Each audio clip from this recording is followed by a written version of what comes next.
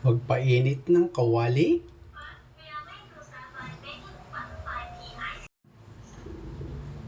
Maglagay ng mantika.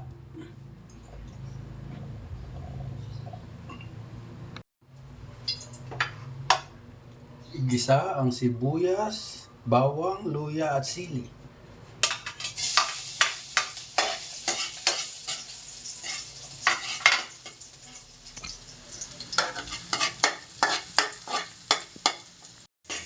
Kapag light brown na ang ating bawang, hulog natin ang sibuyas.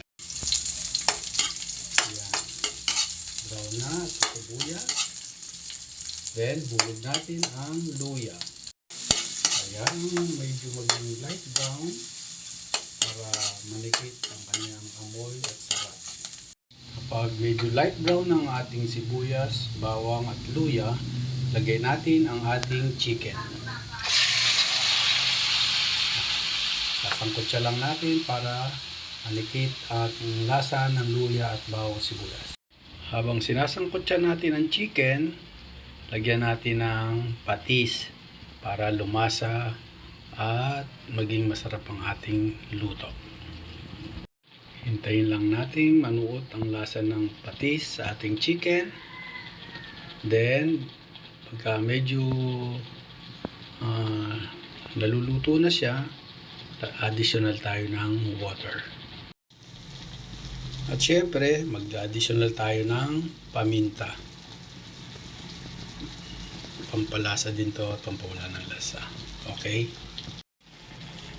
At syempre, sa mahilig sa maanghang, maglagay tayo ng sili para medyo umanghang ang ating sabaw. Syempre, pagka medyo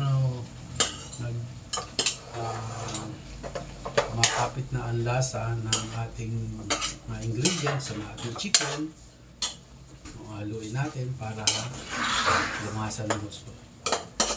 Then, mag-additional tayo ng water para lumambot ng gusto ang ating chicken. Saka natin nilalagay ang ating sayote. Siyempre, ang ating dahon ng malunggay. Okay? Then, add some water. Kung katamtaman lang, yung alam mong sasakto lang sa ating gustong sabaw. Siyempre, lagyan natin ng takip para mabilis siyang kumulo at mabilis lumambot ang ating chicken. Waiting lang tayo na lumambot ang ating chicken. Then, ihuhulog na natin ang ating sayote. Yan, ready to serve na ang ating tinolang may malunggay.